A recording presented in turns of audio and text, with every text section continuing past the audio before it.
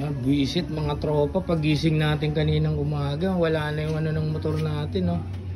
Wala na yung side mirror, saka yung nandito niya na kulay blue na lagay ng cellphone order. Nanakawan pa, nasa dulong bahay na kami, oh mga tropa. Dapat ilabas ko na to si Popoy.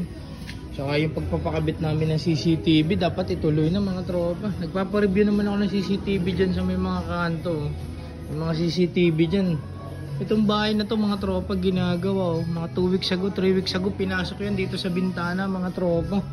Hindi nakakaw yung ano dyan, yung mga wire niya, hinigit pa yung mga naka-setup na mga tropa. Ang dami daw nakuha dyan, sabi ng may-ari mga tropa. Ayun, nalulungkot ako dito. 3 years na rin naman yun, kaso syempre nagagamit pa natin yun. Dito tayo nagpapalit, buti hindi na nakakaw yung back din natin. Ang daming mga motor dito eh.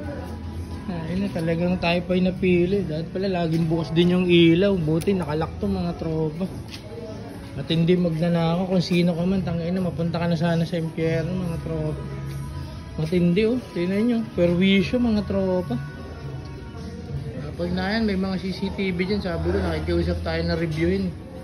Pati yun nandito din oh.